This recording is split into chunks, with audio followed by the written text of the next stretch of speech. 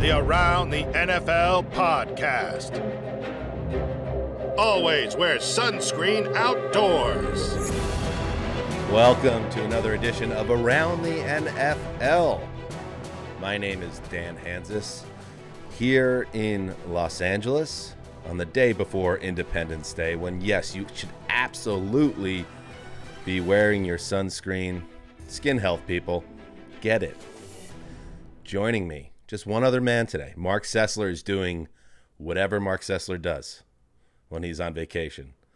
But here, a man not in America, but in the Orient, the Far East.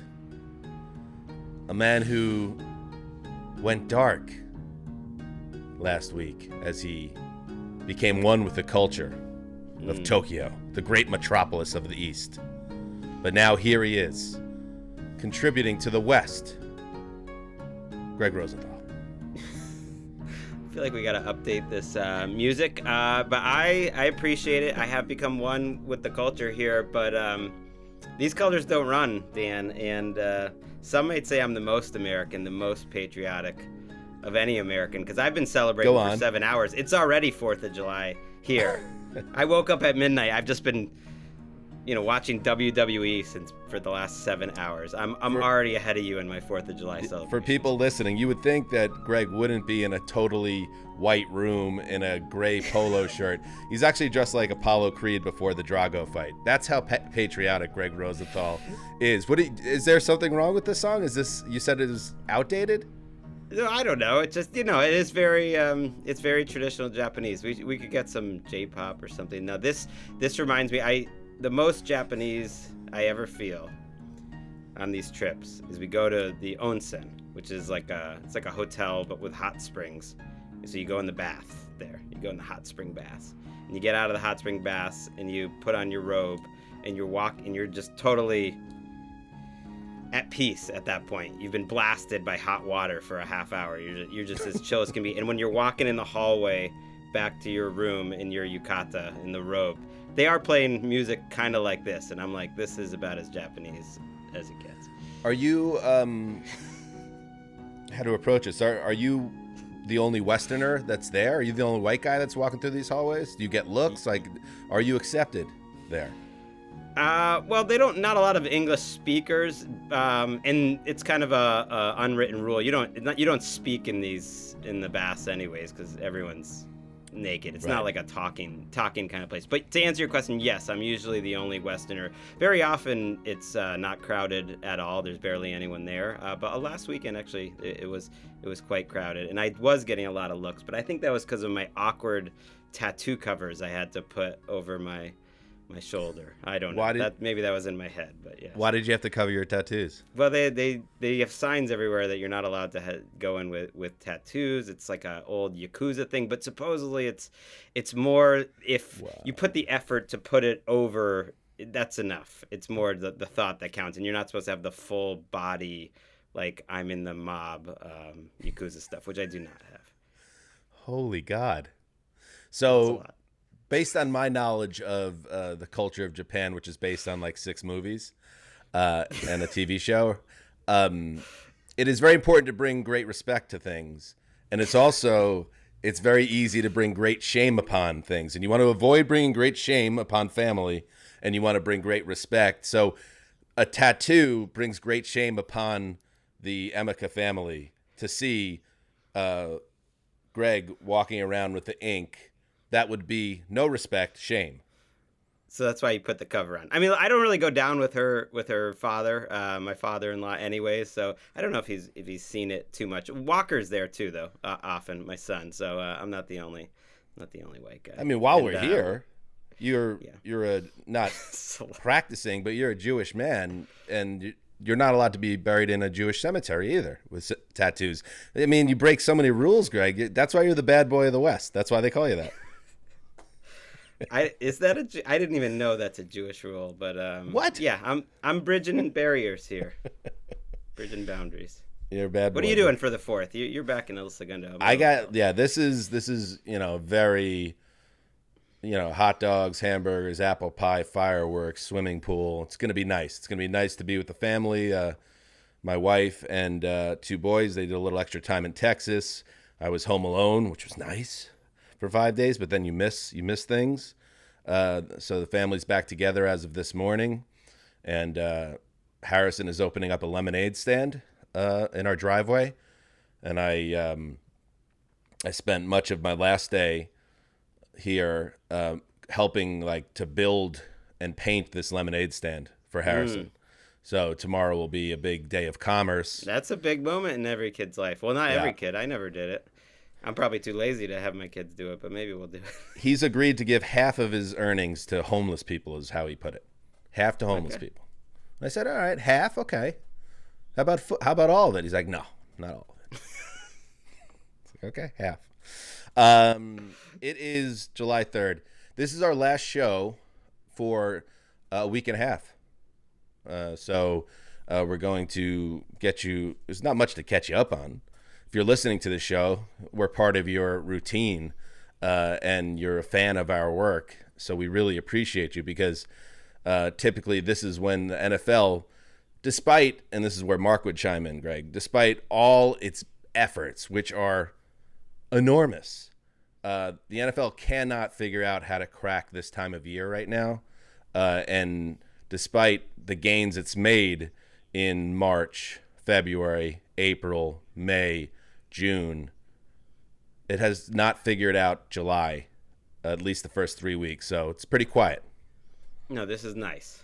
I often this time of year, and it annoys them, I bet, that the NBA has a nice little time of year. I often, this time of year, I'm just happy I'm not an NBA reporter who goes from the NBA Finals right to the draft, right to free agency, which is a wild whirlwind. But that's even what we that's do. Ending now. There's nothing going on. Yeah, but I mean, they do it like the draft is the next week after the finals, and free agency is the next week. There's no break at all. They smash it up all together. The NFL has a nice way of just stretching it out and never losing your interest. But yeah, by the time we're back next week, we're almost feeling all the way back, and we'll have some news and all that stuff. Yes. So today we'll whatever news is floating around, we're going to get. Also, yes, with the 4th of July upon us, we are going to talk about things that we're feeling patriotic about in the NFL. A little bit nebulous, but we'll make it work, or we won't. And then the next day will come and everybody will forget that this podcast ever existed. I feel like we're in a good pocket here, Greg.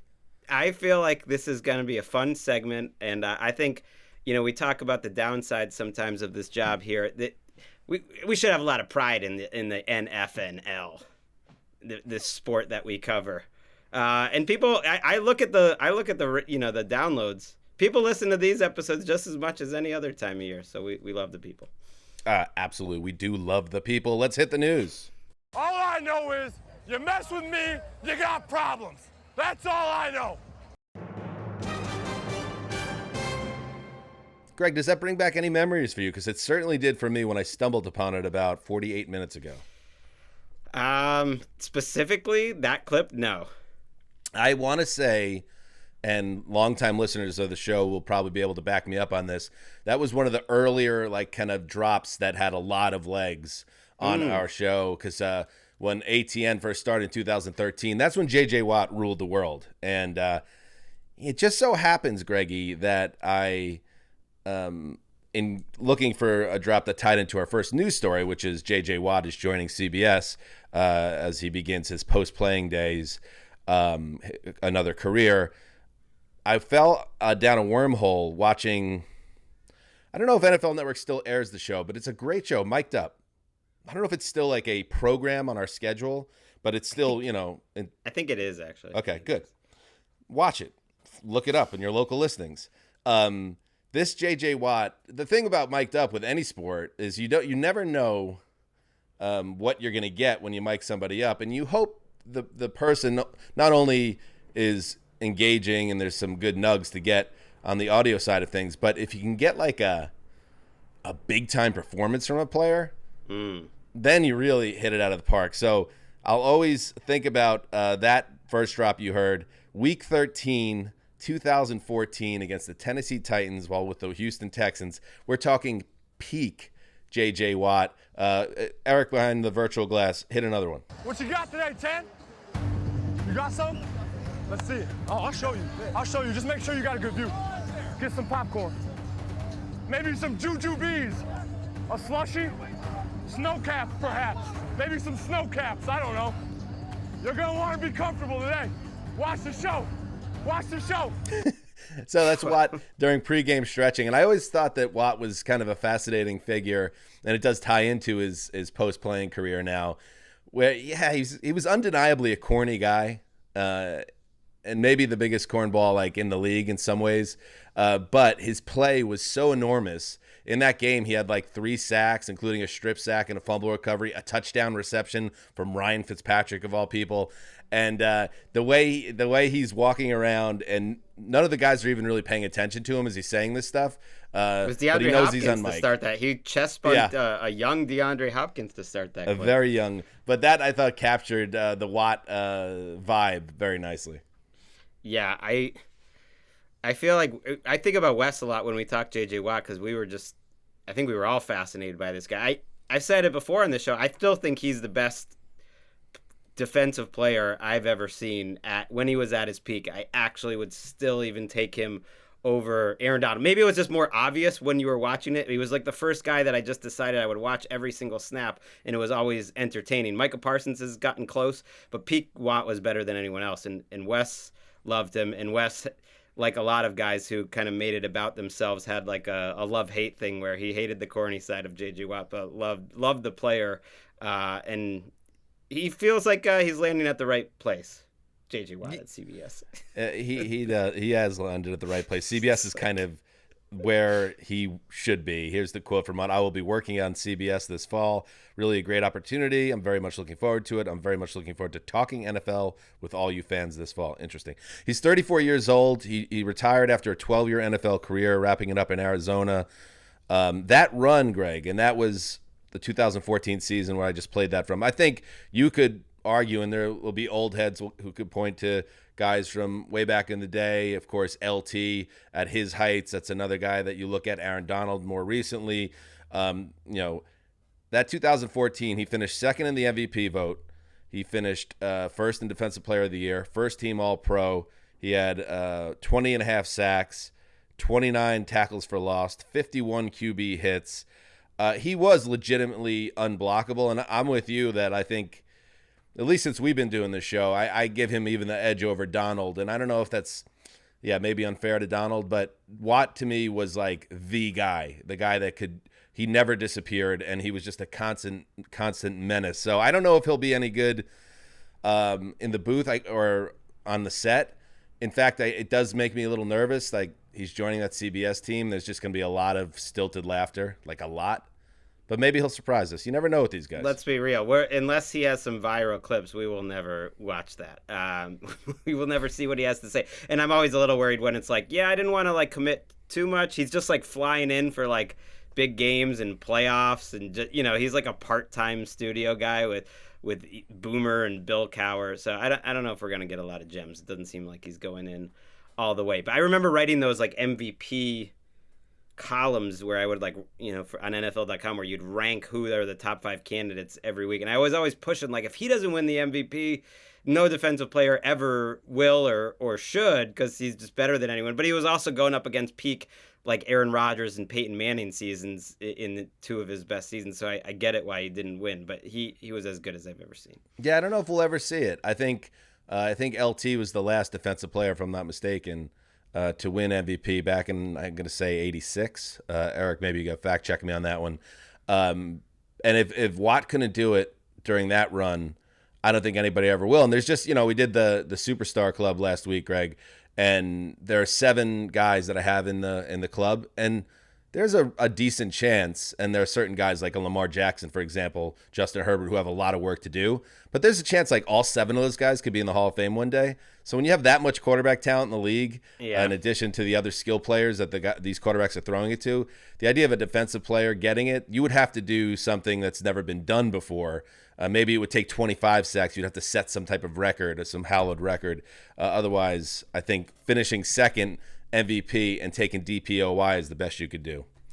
I also appreciate it as one of the few viewers of Arizona Cardinals in-season Hard Knocks.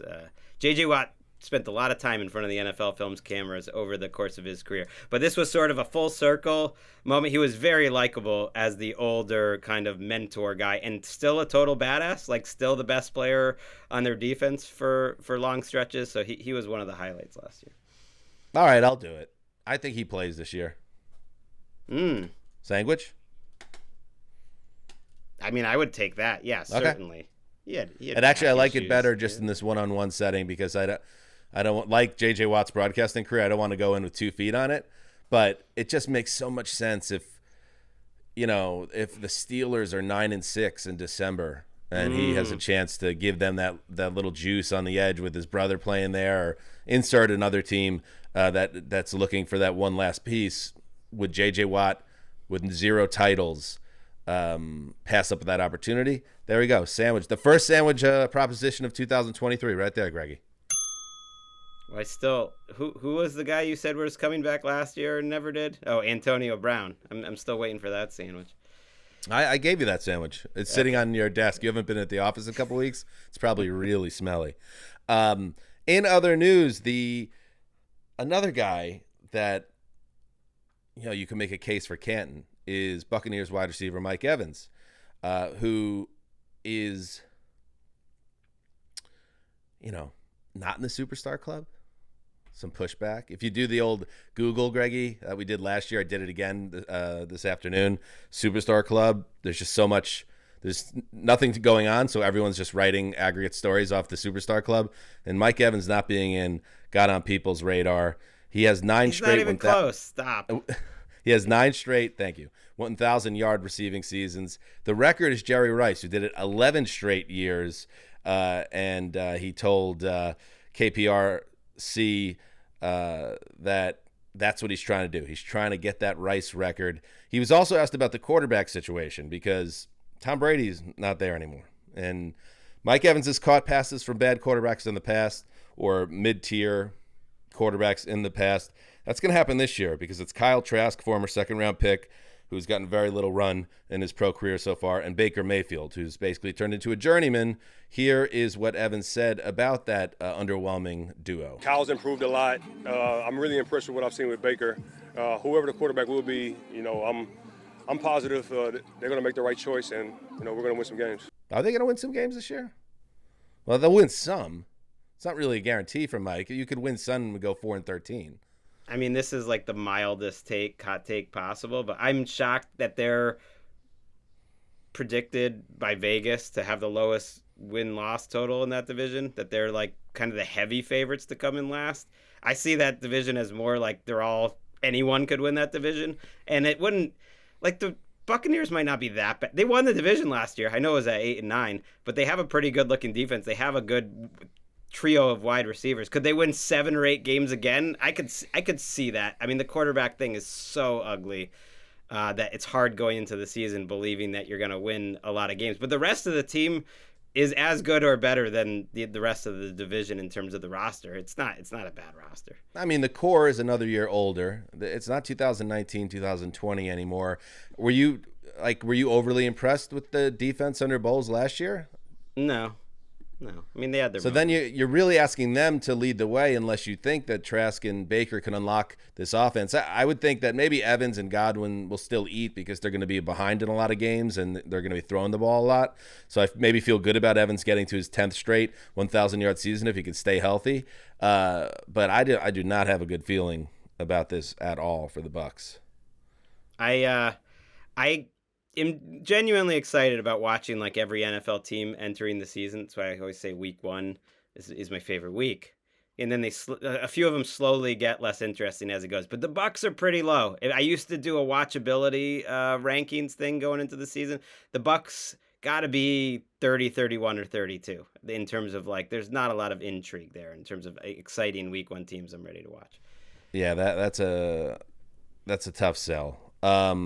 Spinning back real quick to the media minute, ESPN made a ton of cuts, by the way. As a football fan, you're going to have a different experience watching pro football coverage. Susie Colbert, Keyshawn Johnson, Steve Young, Matt Hasselbeck, Todd McShay, their draft guy. Among the ESPN dismissals, they've been cutting back. Mickey Mouse has asked them to really get things under control in terms of salaries. So a lot of those are big names, and all of them are gone. I just want to give a special shout out to Susie Kolber as a Jets fan, because I'll always have so much respect for how she handled the Namath incident in 2003 when Namath was drunk on air and, went for the kiss, and how she knew that he had just buried himself and was so kind of sweet and forgiving and, didn't let him off the hook, but also didn't throw gasoline on the fire and make things worse for a guy that was bottoming out in his life. So shout out to Susie Kolber. I hope she lands on her feet. I hope she lands with NFL media, and I hope everybody else does too. It's hard out there in this game, buddy. Yeah, it's not funny, but the reason I put Kolber, this thing into possibly talking about, because it's awkward to talk about people losing their jobs. It sucks. We've had layoffs this offseason, and it sucks. Was Susie Kolber. Just because she's been there for 26, 27 years. She's a pretty legendary figure. I remember this show that when they were like launching ESPN2, it was her and more. And as a football junkie, I would always watch that show. She was great. I don't know. It's a weird time in our industry. We're just trying to stay afloat. Yep, absolutely. And like I said, I hope everybody lands on their feet in short order. Juwan Bentley, in other news, linebacker, signs a 2-year extension with the New England Patriots. So he's sticking around. Greggy, you're a Bentley guy. I could tell you're a Bentley guy. No, I'm real. Well, how else could he possibly be in the news rundown? Go ahead. I know I said it could be a quick one, but I've never been so wrong about a guy as Juwan Bentley. What a stiff he was for the first couple of years. Another guy that it reminds me of Wes too, because we were like, what does Bill Belichick see in this guy? He cannot stay on the field on passing downs. He was just getting killed, and he stayed and he stayed, and he's gotten better and better, and he had his best season last season. I think he might be a team captain, and so Belichick saw something where we didn't. This defense, it's pretty deep, Dan. On paper, it looks pretty good. I don't know about building around defense in 2023, but on paper, it looks pretty good. And Bentley got that like Patriots. It looks like a good deal for the player, but it's really not going to look that good in a year or two type of deal. There are people that are using permanent marker to etch the Patriots in last place in the AFC East. I am not one of those people.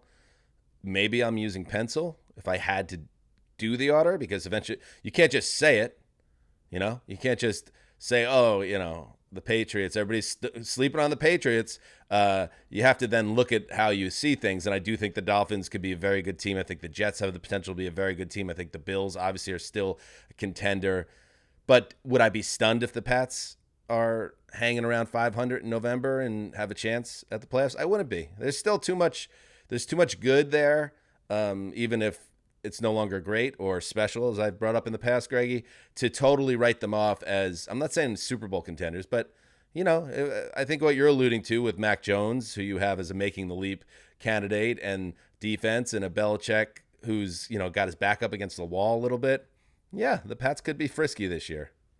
And Belichick's been laying it on thick. Like he said something this offseason, how he didn't think they really had even though they won the Super Bowl in his second year, he didn't think they really became who they were until year 4 of a program. And that's when I kind of agree as a Patriots fan that was the first real great Patriots team, 2003. And people thought he threw that out there now as if this is like year 4 of the post-Brady program, that he's had his time to set it all up, and now this is where it all pays off. Eric from Behind the Virtual Glass says Lawrence Taylor won in 86, last Defensive Player of the Year. Eric Dickerson came in second that year. Eric, can you jump in real quick? I mean, and by the way, LT fans out there, it's like, how could you say J.J. Watt's the best defensive player? It was LT, of course. Well, like, by everything I heard, that's absolutely true. I'm sure he was the best. I was like 7. How can I possibly say that he was better? I'm saying based on what we saw. Thank you, Greg. That was on my mind ever since the LT. It's okay. It's your first show back. You're hot as a pistol, and I like it. Eric, just want to let you know, you obviously are doing a great job so far. In the producer chair. Last week I caught some heat on Twitter from Bills fans because I said in a conversation that they had not gotten to the AFC title game under McDermott yet. Right. Which apparently they did. You are the biggest Bills fan I know. I saw that too, but I understood what you said as you said get back to. They haven't been in 2 years.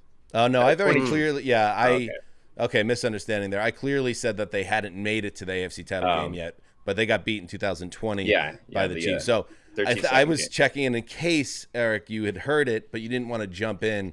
When there's an egregious error like that, please. I did. I saw the comments too, and I thought it was. I understood it as because you stopped and you're like, this is weird because we're saying get back to or get to. It's like right. They haven't been. They got ousted early the last 2 years. So the 2020 year, I block it out from my memory anyways. It was also COVID. The Bills kind of didn't really show up for that game. I know they scored some points, but it wasn't particularly competitive. So I don't remember. I think it's fine to forget that game. Before you disappear, Eric, all I need is a record. Buffalo Bills 2023 final regular season record. Need it. Got to have it. 11-7. 11-6. I mean, that's you can't even. Yeah, that's just number right. Hey, if it's 11-7, they lose their first game of the playoffs. This is a rough prediction here. Well, on the spot, 11 wins. Mark Sessler believes 9 wins could win the AFC East, so that might give you plenty of breathing room. I mean, well, let's talk after Week 1 Monday night. Let's see how everybody. Oh feels. My goodness! Maroon. I have talked about it. It's like that first week. It's gonna be sky is falling for one half. How good is the other half? And it's gonna be by about Tuesday afternoon. I'm gonna be either side. Good. It's like, ugh. How about this, Greggy? Your favorite week of the year, Week 1. Monday Night Football. Bills at Jets. Allen v. Rodgers. That's a football game. Yeah. That's amazing. Like, and I'm also glad they're not doing the doubleheader in Week 1 this year. It's just that game. We might have to do a special, full team, Hanzus, Eric, everyone involved Monday night recap. Not even wait for Tuesday. Yeah, the talking heads are already salivating, man. A couple of picks on either side, Rodgers or Allen. Somebody maybe throws one late on a 2-minute drill and screws over the team. Listen, there are a lot of outcomes. One of those fan bases being in a panic feels right come Tuesday, but we have a few weeks still till we get there. Let's take a break, and then we'll get patriotic.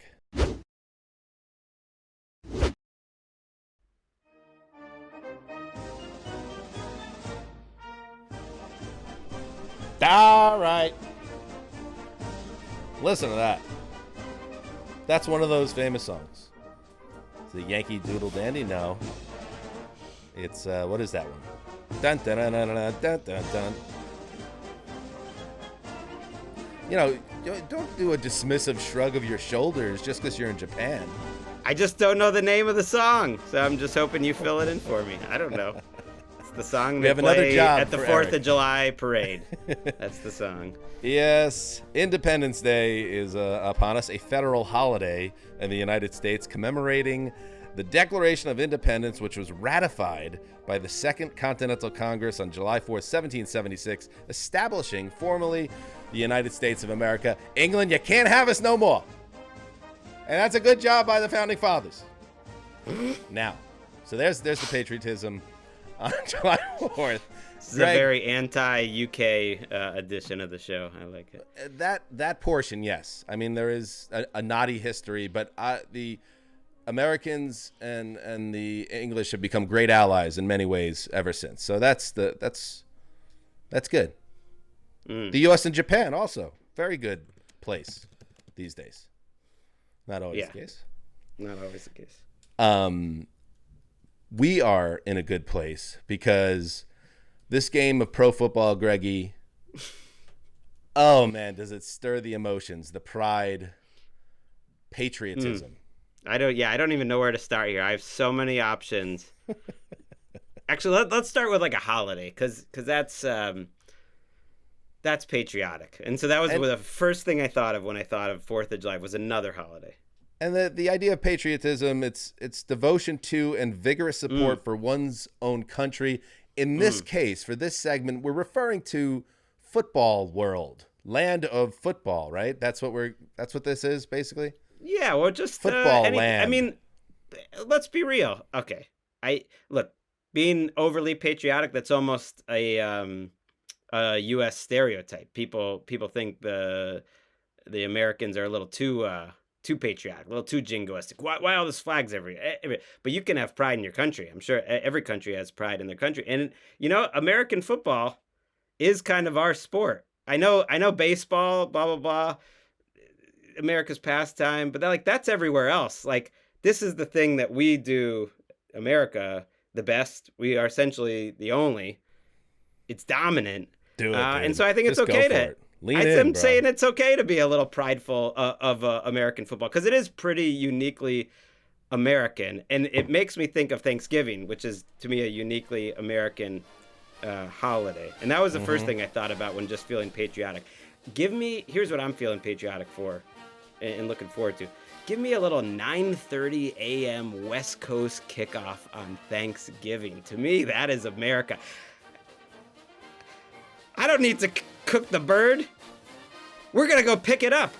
It's open at 8 a.m. over at the place that cooks it for us. So I'm going to go pick it up at 8:30 a.m. I'm going to bring my son. We're going to have some muffins in line, and we're going to drive back, and we're going to get back in time to see the new America's team, Detroit Lions, kick off at 9:30 a.m. You wanted them out of Thanksgiving for years. Now it's come around, and it's great that they've kept it. And I do love me a 9:30 a.m. West Coast kickoff on Thanksgiving. Great. I just love 10 a.m. kickoffs every week. So I'm patriotic for that, too. I just love a all-day 10 a.m. on the West Coast. I know East Coasters aren't really vibing with this, but that to me is as American as it gets. Full day of football. That I always found, having lived, nearly 30 years on the East Coast and now here, 12, 13 years on the West Coast, that 12:30 kickoff,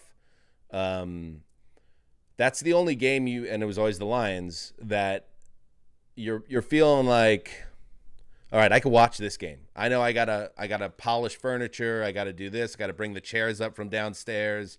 I have to help out. I have to run to the store for mom. I got to do this. But I could watch that 12:30 because the company's not coming over till 4. And then it always got very murky. That middle game was the Cowboy game. I've missed it so many times over the years because it's right in the heart of Thanksgiving.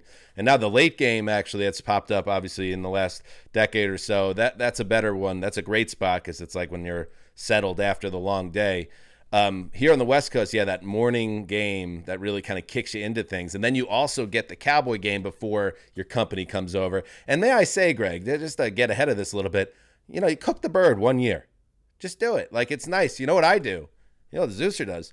I have an air fryer outside, and I put the turkey in there. It takes like 6 hours or something to cook, and I got the TV set up, and I'm watching football and checking in on the temperature of the bird every half hour or so, hanging out with friends and family, and it's a very nice thing to do. It's a nice little combo platter.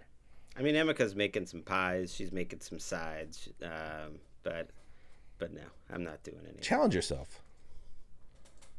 It's only one life. You're right. I will get through this just whole life once without ever kicking a bird. Okay, I'll try it. All right. You know what I'm patriotic about? Please. Oh, do you want to sit? No, you have anything else you want to add on that? Because I do agree with you. That's good. Good job. That's good. That's it. I am patriotic about an anniversary. The anniversary of the dumbest thing that's ever happened in the history of the NFL.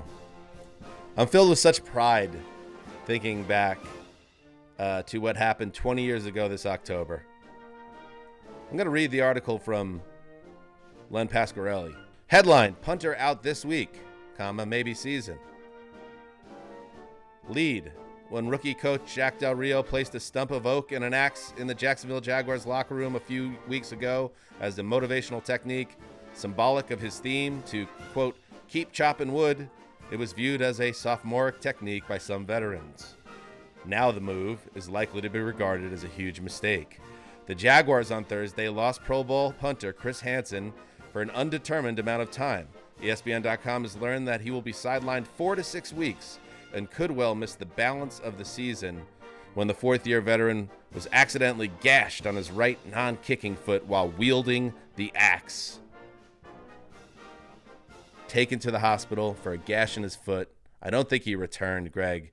20 years ago that happened. I was thinking there have been crazy stories in the ATN era. This is a very bad memory around this time of year, but I remember being in the newsroom in July when we learned that and we're getting the details of Jason Pierre-Paul's fireworks accident that cost him a part of his hand. That was more be sad. Careful. Yeah, that was Do sad. not everybody out there, do not do the fireworks thing this week. Just don't. It's not worth it. They're not that cool. Go somewhere where they do it and they know what they're doing.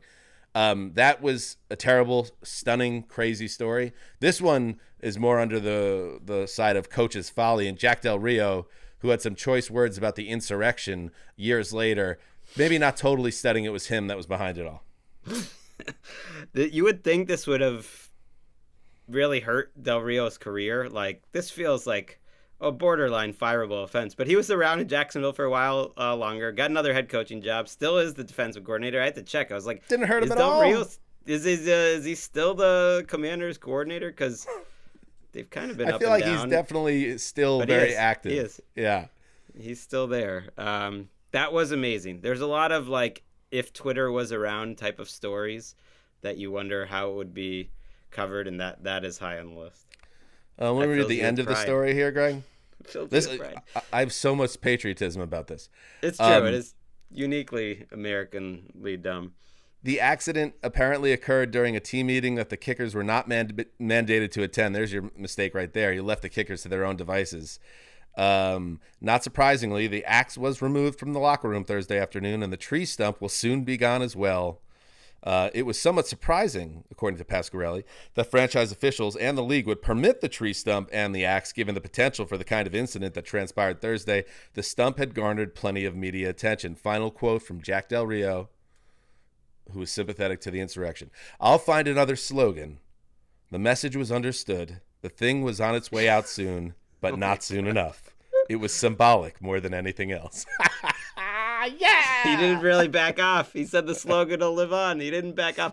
I love Len Pasquarelli tries to blame the league on it that they allowed it. What? They heard some talk about the stump and they were going to, like, make a rule about it? I don't know. So all right, you're up. All right. Let's go bigger picture. Let's talk Cowboys. I actually am feeling patriotic about the Cowboys. I'm just glad. To me, they're the America's team for a reason. They're just the biggest, dumbest, funnest team. I'm glad they exist. I'm not a Cowboys fan.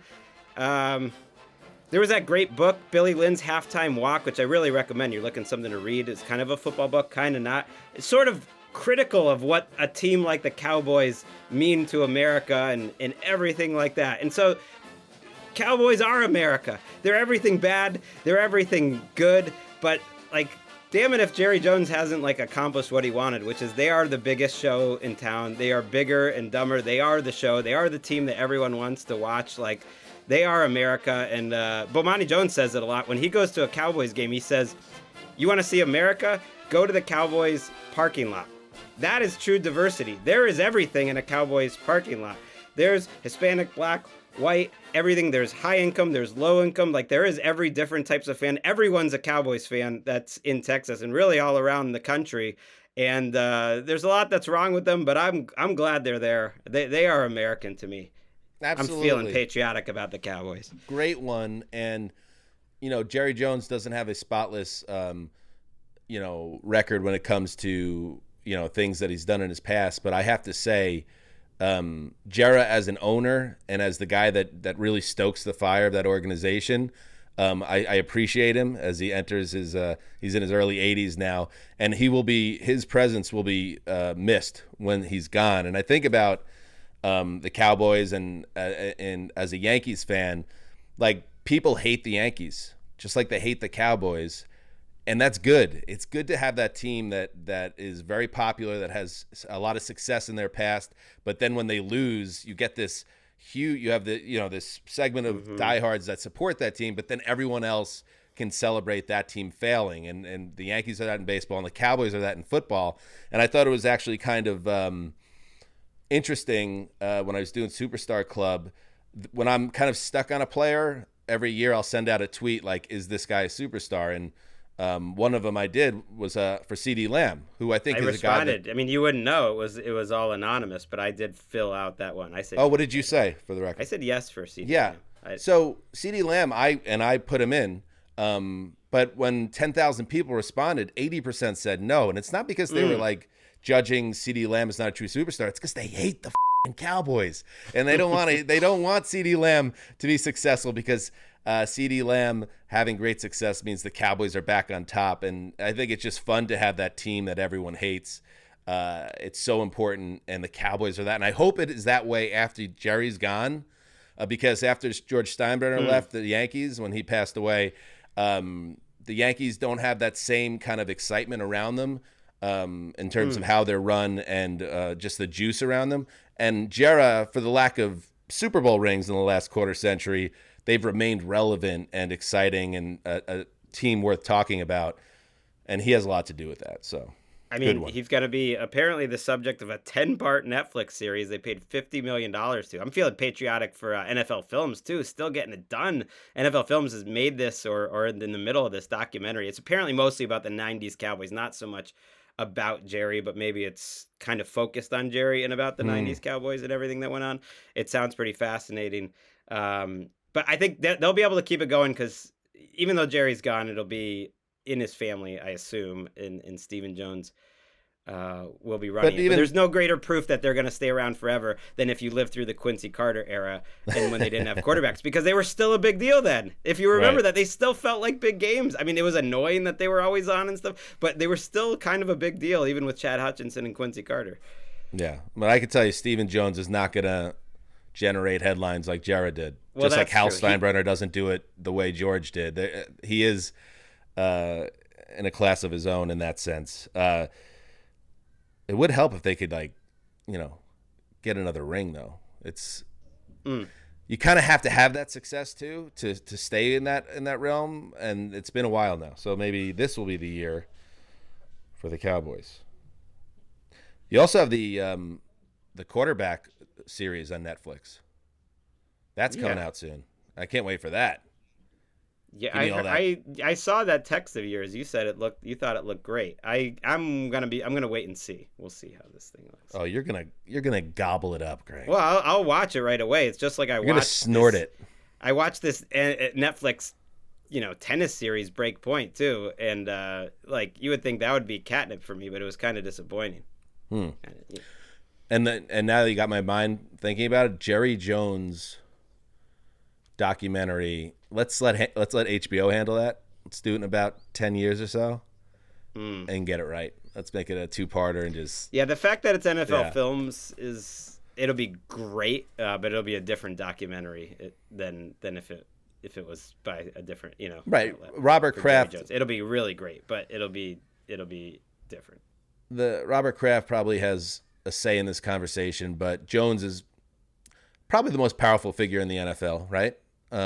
At least amongst the ownership, and maybe even including Goodell and the owners, right? I mean, and the rest of the front office. So he's going to have his fingertips on anything that comes out. Safe to say. You know what I'm patriotic about? Holy God. Year 4, Justin Jefferson. Holy like God. Pulled up the old Pro Football Reference. Here is the production for Justin Jefferson, who, by the way, I don't know if you're aware, Greg, but football is an incredibly punishing physical game. I've heard that. I've seen it. Justin Jefferson has never missed a game in 3 years. 50 games. Catches by a year, 88, 108, 128. Yards, 1,400. 1616, 1809. Yards per game, 87.5, 95, 106.4. Rookie of the year, second place, second team All-Pro, second team All-Pro, first team All-Pro, offensive player of the year. Then I looked at Randy Moss, who in my lifetime is the greatest receiver that I ever saw in terms of dominance. Okay? And yes, sure enough, in a very different world in the NFL, 98, 99, 2000, he immediately just blew the doors off the league. Finished in the top 3 in MVP, Offensive Player of the Year, top 5 twice, Rookie of the Year, of course. What made Moss different is his ability to find the end zone as well, because he was just unbelievable on deep balls. He had 17, 11, and 15 touchdowns his first 3 years. So while the rest of his numbers aren't quite at the heights of Jefferson, you have to keep in mind the era he played in, and then look at the finding the end zone the way Moss did. So I think Moss kind of changed the league fundamentally, or kind of stood out a little bit more than Jefferson. Rice, I wasn't there for his first peak, nor were you, Greg, in the mid to late 80s. But he had a second peak in the mid 90s where he was just unstoppable. But he was, gifted in so many ways. And once he learned the game, when he lost speed, he made up for it in other ways. But the way I look at Jefferson is different also, just because he's just the way he explodes off the screen when you watch him. So as he enters now his age 24 season, I know a lot of people are down on the Vikings this year. I understand it. And they went 13-4, but they weren't a true 13-4. We all know that. I think they're still going to score points, and I think Jefferson has a chance to almost impossibly get better in year 4, because he's done that every year of his career so far. That's a fun one. I picked up a fantasy sports magazine on the way here for Walker at the airport. That's one thing that is on my long list of things I'm feeling patriotic for. I love those early fantasy magazines. Those are just they're still pumping them out. Still pumping them out at the airport, especially the early ones that come out. You want to see some rankings. You start making your list. At least Walker wants to do that. And we were talking about who to take with number 1. There's McCaffrey and blah blah. I was like, I don't know, man. Justin Jefferson. If you're in that top area there, I'm just gonna feel good. You just know it's gonna work. In a PPR league, you know it's gonna work. You know that's not going down. And I think even in a real football setting, I think I'd take him over everyone. As good as the top of the top receivers are right now, I think you're right to feel patriotic. I think you're good to take him over everyone. And I think he's got he doesn't have the right quarterback. Not that Cousins is a bad quarterback for him to have. He could have a better one. But I do think he's in the right offense and the right coach that's going to keep just feeding him and finding ways to get him the ball. Yes. Kevin O'Connell will know what he needs to do. And it might be the last year of Kirk Cousins and Justin Jefferson, but whoever they bring in next is just going to have such a huge advantage. As long as you keep Jefferson happy and get him under a long-term deal, he's going to make quarterbacks better for his entire career. You're up, Greg. I mean, those fantasy bags. It's just like you're at the point of the off season where it's like, I'm ready to start turning the page. I've had enough of this summer. Let's start making some rankings. Love those. So many big picture ones. I'm going to go with just like running quarterbacks right now. I'm just feeling patriotic about running quarterbacks. These are some of the greatest athletes of the world. I could combine this and just say I'm feeling patriotic about NFL athletes. Show me a freaking Myles Garrett in another sport, by the way, or a DeMarcus Lawrence, or like a DeForest Buckner. I would argue that like the best NFL athletes are just the best athletes, the most impressive athletes, and they don't really exist. No, Greg. I wrote about 8 LeBron James playing tight end for the Cowboys stories on NFL.com in the mid-2000s. NBA's close, but they're not like 275 or 290 pounds moving that fast and that big. Maybe a couple of them are, but not many. A Giannis type is. But to drill down beyond just like specimen and athleticism, I'm patriotic about running quarterbacks. This is the league I wanted to see for so long. It really has changed. I think we almost take it for granted because it happened slowly. But right now we got Lamar, we got Josh Allen, we got Jalen Hurts, we got Justin Fields, we got Anthony Richardson coming in, we got Daniel Jones lighting it up. Patrick Mahomes and Kyler and Herbert, you almost don't even think as a running quarterback, and Burrow, but they have a ton of rushing value. They really don't make pocket quarterbacks anymore. I went back, Dan, and looked at the QBR rankings because they have a rushing value list back about 15 years ago. One year, 2007, there was one quarterback who was above a 10 in rushing QBR that year, and it was Aaron Rodgers. Right now, we have 11 of those quarterbacks. 11 versus 1. One year, David Garrard led the league. David Garrard at a number around that Geno Smith had in rushing value. Literally, there was a year, like not that long ago, where no quarterbacks had rushing value. And then you even look at the top shelf guys like Vic and Cam Newton, who were always exciting, but they were outliers. even compared to those guys, the very top of the top, which is basically Allen, Hurts, Fields in terms of his running, and Lamar, when he's healthy, like those guys are even at another level just in terms of the volume, even compared to Cam and Vic. So the league did change. They don't really have pocket quarterbacks anymore. They have some Kirk Cousins types, but they're not coming into the league. So I'm feeling patriotic. Like the league we wanted to see, where the league kind of met the best athletes where they were, is happening. It's happened. Yeah, and you could do an entire, sociology class course about the evolution of the running quarterback and what took so long. And you look at Randall Cunningham as an example. At least in our lifetimes, he was the first example of the guy that could do that, and he blew everybody's mind, and he was a huge star, even if it didn't last too long. Then he resurfaced with the Vikings. Kind of forget about that. Years later, not as that known as that super athlete, and then tore the league apart as a mostly pocket passer. Should have.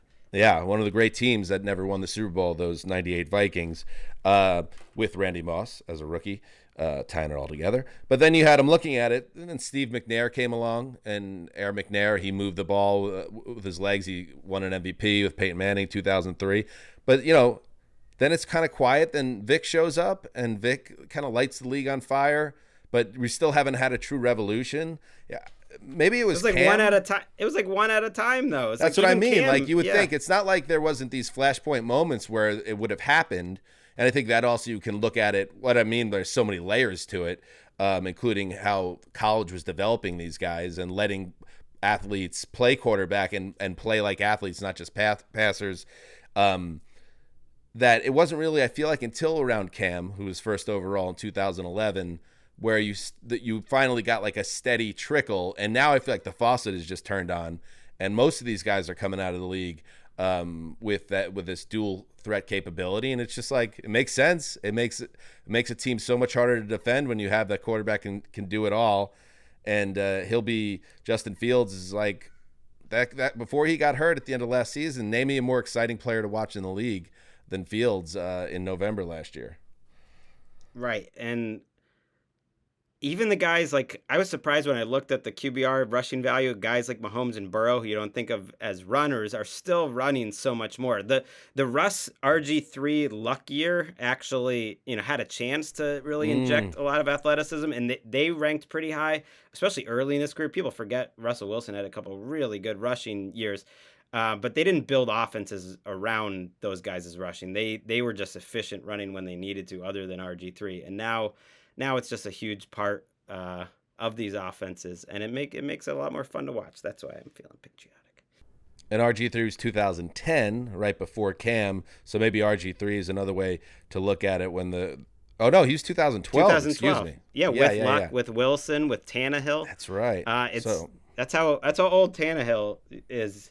Is that, like, I guess it's Luck and RG3 retiring so early makes him feel older, but he was in that class.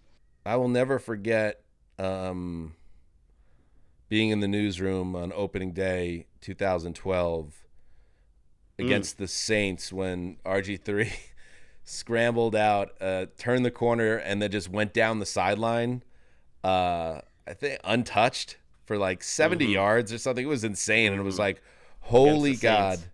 That guy, it was a 40-32 win over the Saints. It was a huge upset. And, it was just like, this guy has speed. Like, it's hard to believe. Interesting. Good one, Greg. I wish RG3 stayed healthy. That was an interesting, one of the great what ifs in this particular conversation of these quarterbacks is what if RG3 stayed healthy? I mean, his 2012 rookie season was pretty badass all the way around. Remember when he lit up the Cowboys on Thanksgiving? I did a weekly column, QB Index, where the whole point of the column was I just watched the coaches' film of the rookies every game that year and ranked them based on the week and then based on the season. And as good as Andrew Luck was that year, and Russell Wilson for that matter, RG3 was the guy I put at the top at the end of the season. He had the best season of those three. All right. Let's see. What do I want to talk about now? You can go quick. I know. I got a couple. You've got things to get to. I'm patriotic about, like I said, this is the one time of year the NFL hasn't cracked yet.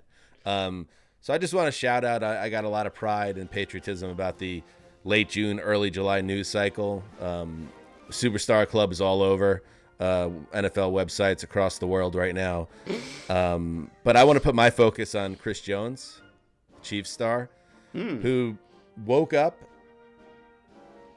picked up his phone, and just typed 4 words in an acronym. I'll win DPOY this year. Hit send, and he was on every like NFL and sports website in the world for that one tweet. And I just wanted to give a shout out for the power, even though he who wrote it? Oh my God, it was so good. I think it was Rotopat. Yeah, Rotopat's the best.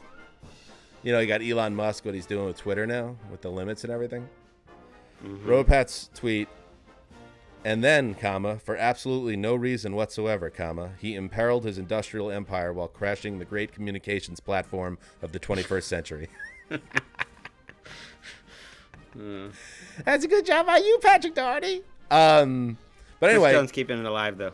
Jones just like throws out a tweet, and it blows up, and he could win Defensive Player of the Year. He wants some money too. He like get paid for it. Maybe that will get him a new contract if he wins DPOY. But a shout out for being able to just write 4 words in an acronym and be the biggest NFL story for 24 hours.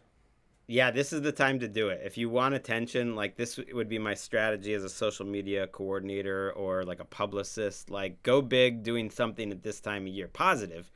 Unfortunately, at this time of year, it's always often negative stories. But this Chris Jones calling a shot is a positive story. I do worry a little bit. He's coming off a career year, I would say. I mean, he's had a great career. Right. He actually is going to get some Hall of Fame consideration if he keeps this up at this pace the way he's been going. But I would say last year was the best year of his career, so can he top that? That's tough.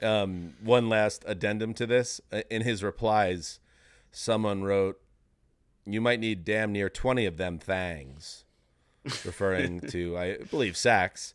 And then Chris Jones, once again, you know, very Spartan in his choice, in his wording, because, you know, again, you don't need to write a lot here, just enough. His response, okay.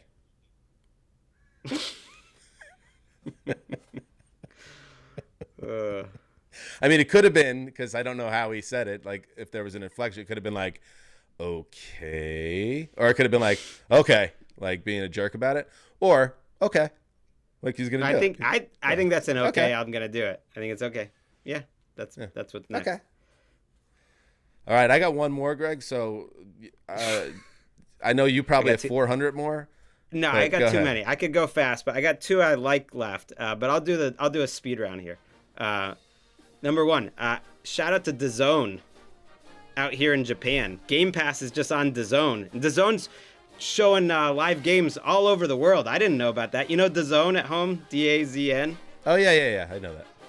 I mean, we got to hear you. You can watch the Tokyo like Swallows. The MMA, isn't that like an MMA destination? Right, but here you can watch, you know, the local baseball team. But Walker noticed, like, we got NFL Network over here on DAZN, and we got Game Pass. And that I googled it. It's all over the world on DAZN. You can have you're patriotic Game Pass. about DAZN. I'm just saying, I was like, nice job by DAZN. You can watch some live football over here in Japan. That's good. Let me write this down. DAZN. That's a good job by you. The Bucks cannons, I like the cannons that they fire off. That's good. I like that Madden is still going so strong.